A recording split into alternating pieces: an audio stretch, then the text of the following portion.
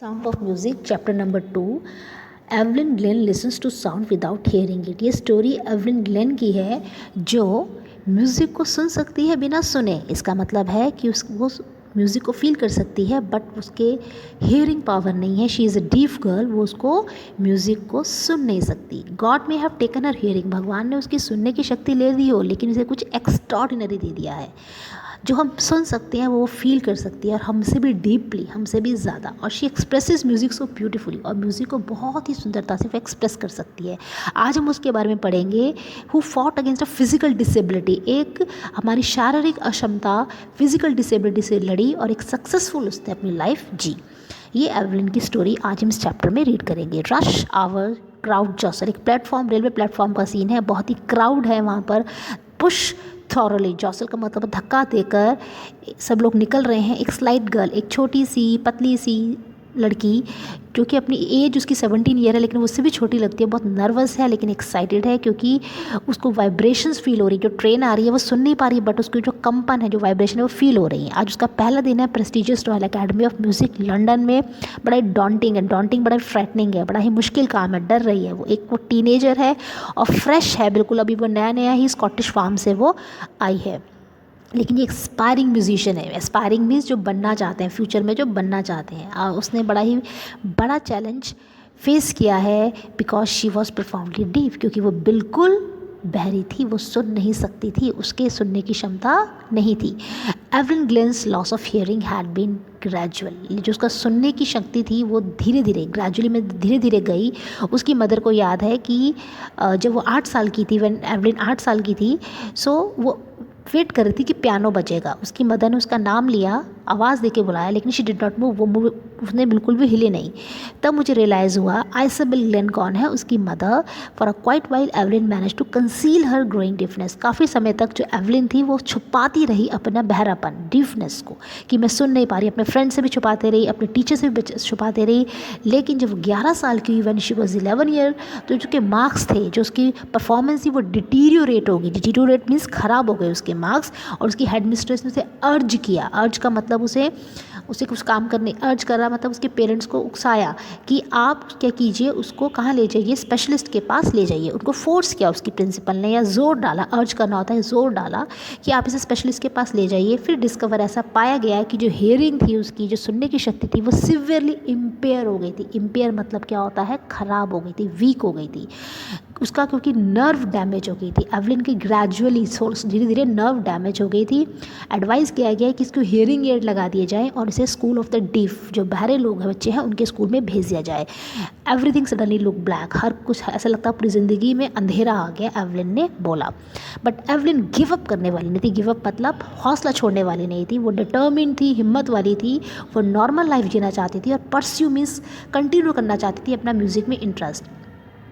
एक दिन उसने नोटिस किया एक लड़की ज़ाइलोफोन बजा रही है and she wanted to play it too, वो चाह रही थी मैं भी बजाऊं। उसके ज़्यादातर टीचर ने उसे डिस्करेज किया, नहीं तुमसे नहीं हो पाएगा। लेकिन उसके एक परकशनिस्ट टीचर थे, परकशनिस्ट जो प्ले, ड्रम, तबला ये सब बजाते हैं, उन्हें परकशनिस्ट बोलते हैं। उनके टीचर का नाम था रॉन फॉब्स, याद रखेंगे टीचर का नाम रॉन फॉब्स। उसने सब टीचर ने पहचान ली एवलिन की पोटेंशियल मीन्स की क्षमता, कि एवलिन में क्या क्वालिटी है। उसने क्या किया, टीचर ने 2 बड़े बड़े ड्रम्स दिए और कहा कि अपने कानों से मत सुनो, don't listen through ears, try to sense it some other way, किसी और तरीके से महसूस करो। एवलिन ने रियलाइज़ किया कि जो बड़ा ड्रम था उसने कमर पे बांध दिए। बड़ा ड्रम ऊंचा था और छोटा ड्रम नीचे था, तो उसको फील हुआ कि बड़े ड्रम की आवाज़ ऊपर की तरफ से आ रही है, छोटे की नीचे से आ रही है। और ये एक्सरसाइज वो आप कराते रहे और उसने पाया कि जो एवलिन थी वो सेंस कर पा रही थी, फील कर पा रही थी। नोट्स मीन्स जो ट्यून थी ड्रम्स की वो डिफरेंट, वो फील कर पा रही थी। उसने कहा कि मुझे अपना दिमाग और बॉडी को खोलना पड़ेगा, साउंड्स और वाइब्रेशंस को मुझे क्या करना पड़ेगा, फील करना पड़ेगा। डिफरेंट पार्ट्स ऑफ बॉडी से, मैं कानों से नहीं सुन सकती बट मैं बाकी पार्ट से फील तो कर सकती हूँ। और शेयर डिटर्मिनेशन, डिटर्मिनेशन मतलब उसकी लगन, हार्ड वर्क मतलब उसकी मेहनत ने उसको कामयाबी दी। She never look back from that point onwards, उसके बाद उसने पीछे मुड़कर नहीं देखा। वो यूनाइटेड किंगडम का टूर भी किया उसने, ऑर्केस्ट्रा होता है जो म्यूजिशियंस का ग्रुप होता है उसमें भी वो गई, जो 16 साल की थी, जो वो 16, और उसने म्यूज़िक को अपनी लाइफ बना लिया। उसने ऑडिशन किया रॉयल एकेडमी ऑफ म्यूज़िक के लिए और one of the highest marks, सबसे ज़्यादा मार्क्स आए उस एकेडमी की हिस्ट्री हिस्ट्री में उसके। और धीरे धीरे वो ऑर्केस्ट्रा, पहले ग्रुप में म्यूज़िक करती थी, अब वो सोलो मीन्स अकेले परफॉर्मेंस करने लगी। और 3 साल के कोर्स के बाद उसने सारे टॉप अवार्ड जीत लिए। इतना ही नहीं, एवलिन ने अपनी बहुत अचीवमेंट को अभी रोका नहीं। इफ़ यू वर्क हार्ड, अगर आप मेहनत करते हैं और आप सही तरफ जा रहे हैं तो आप पक्का वहाँ पहुँचेंगे। And she got right to the top, और वो भी ऊंचाई तक पहुँची। सॉट आफ्टर होता है जिसको सब लोग चाहते हैं, मल्टी परकशनिस्ट मीन्स वो डिफरेंट तरह के इंस्ट्रूमेंट्स बजा सकती थी और मास्टरी कर ली उसने। कम से कम 1000 इंस्ट्रूमेंट, तकरीबन 1000 म्यूजिकल इंस्ट्रूमेंट पे उसकी मास्टरी हो गई। And hectic international schedule, hectic मतलब पूरा दिन वो बिजी रहती थी, बड़ा ही टायरिंग, बड़ा ही इंटरनेशनल उसका शेड्यूल रहता था, बड़ा ही इंट्रीगिंग, बड़ा फैसिनेटिंग, बड़ा ही क्यूरियस, बड़ा ही उत्सुकता पूर्ण होता था एवलिन को देखना। इतनी एफर्टलेसली, बिना कोशिश किए, एफर्टलेसली, बड़े आराम से, बिना सुने वो म्यूज़िक जिस तरह से प्ले करती थी। और 2 घंटे का मेरे साथ इंटरव्यू हुआ। उसने मुझे बोला जिन लोगों की बुशी बियर्ड होती है, दाढ़ी होती है, मुझे उनकी बात समझने में मुश्किल होती है, क्योंकि वो लिप्स देखकर बात समझती थी, फेस देखकर, आंखें देखकर। And she speak flawlessly with Scottish lilt. Scottish मतलब स्कॉटलैंड की लैंग्वेज, लिल्ट मतलब होता है वे ऑफ स्पीकिंग, तरीका। वो स्कॉटिश तरीके से बोलती थी। उसने बोला मैं इसलिए क्लियरली बोल पाती क्योंकि जब मैं 11 साल की थी तब तक तो मैं सुन पाती थी, लेकिन ये नहीं पता कि वो फ्रेंच और जापानीज़ जो उसने सीखी वो उसने कब सीखी, क्योंकि वो तो उसने बाद में सीखी, तो ये हमें समझ में नहीं आया। अब जो म्यूज़िक की बात आती है वो कहती है पोर्स इन, पोर का मतलब होता है रिस जाता है, जो म्यूज़िक है मेरे बॉडी के पार्ट्स में रिस जाता है। टिंगल्स मीन्स होता है बड़ी ही गुदगुदी जैसी सेंसेशन होती है मेरी बॉडी में, मेरे चीक बोन्स में, मेरे गालों में, मेरे बालों में, जब मैं म्यूज़िक को सुनती हूँ। जब व्हेन शी प्लेज ज़ाइलोफोन, जब वो ज़ाइलोफोन को बजाती है, वो सेंस कर सकती है, फील कर सकती है कि जो म्यूज़िक है वो उसकी स्टिक से उसकी उंगलियों में आ रहा है, और ड्रम्स के साथ वो लगती है तो रेजोनेंस को फील कर सकती है अपनी बॉडी में। लकड़ी का एक प्लेटफॉर्म बना हुआ है, उस पर वो बिना शूज़ के खड़ी होती है, बेयर फीट मतलब होता है नंगे पाँव खड़ी होती है, और वाइब्रेशंस को फील कर सकती है। वो जूते नहीं पहनती, बेयर फीट खड़ी होती है। रेजोनेंस मतलब होता है उस म्यूज़िक की एको, जो उसकी गूंज आती है, उसे वो फील कर सकती है।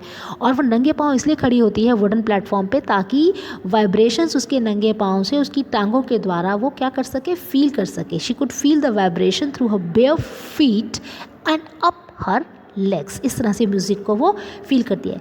Not surprisingly Evelyn delights her audiences. हैरानी की बात नहीं है, उसके ऑडियंसेस बहुत इंजॉय करते हैं उसका म्यूज़िक। 1991 में उसको रॉयल फिलहार्मोनिक सोसाइटी ने प्रेस्टिजियस सॉलोइस्ट ऑफ द ईयर का अवार्ड दिया। और परकशनिस्ट जेम्स ब्लेड ने कहा, एक परकशनिस्ट है, उन्होंने उसके बारे में कमेंट किया कि गॉड में हैव टेकन हियरिंग, भगवान ने उसकी सुनने की शक्ति ले ली है, बट उसे कुछ एक्स्ट्रा ऑर्डिनरी भगवान ने उसे दे दिया है। वॉट वी हियर, जो हम सुन सकते हैं वो फील कर सकती है, और for deeply than any of us, और हमसे भी ज़्यादा गहराई से फील कर सकती है, इसीलिए वो म्यूज़िक को इतनी ब्यूटीफुली एक्सप्रेस करती है। एवलिन कन्फेसेस, एवलिन ने इस बात को कन्फेस करा, कन्फेस होता है मानना, that she is something of a workaholic. Workaholic होता है जिसको काम करने की बहुत ज़्यादा लगन होती है, जो बिना काम के बिल्कुल रह नहीं सकता। A person who finds is difficult to stop working. तो एवलिन ने कन्फेस करा कि हाँ मैं वर्कॉलिक हूँ, मेरे को काम करने की आदत है। I have just got to work often harder than classical musician. मुझे मेहनत करनी है, क्लासिकल म्यूजिशियन से भी ज़्यादा मेहनत करनी है। और जो रिवार्ड्स मिले वो भी उसको, इनाम भी बहुत सारे मिले। रेगुलर कॉन्सर्ट्स करती थी, और एवलिन ने फ्री कॉन्सर्ट करती थी प्रिजन होते हैं जेल में और हॉस्पिटल्स में मरीजों के लिए। She also give high priority to classes for young musician, और यंग म्यूजिशियन की क्लासेस को वो ज़्यादा महत्व देती थी। एंड रिशलिन Beethoven fund for deaf children एक संस्था है, उस संस्था ने बोला she is a shining inspiration, ये हमारे लिए एक प्रेरणा है। एवलिन डिफ चिल्ड्रन, बहरे जो बच्चे हैं, डिफ चिल्ड्रन के लिए ये प्रेरणा है। They see that there is nowhere that they can not go. बच्चे एवलिन को देख के ये सीखते हैं कि ऐसी कोई जगह नहीं है जहाँ पर नहीं पहुँच सकते। Evelyn has already accomplished more than most people twice her age. अपनी दुगनी उम्र से दुगने लोगों से भी ज़्यादा एवलिन ने अकम्पलिश कर लिया है, मीन्स प्राप्त कर लिया है। She has brought percussion to the front of the orchestra, orchestra के सबसे आगे तक ले गई है वो परकशन को, और उसने डेमोन्स्ट्रेट किया है। It can be very moving, कि ये भी बहुत ज़्यादा मूविंग हो सकता है, इंटरेस्टिंग हो सकता है। उसने इंस्पिरेशन दी है जो हैंडीकैप लोग हैं उनको, people who took her and say if she can do it. लोग जो सोचते हैं कि अगर ये कर सकते हैं तो हम क्यों नहीं कर सकते। एंड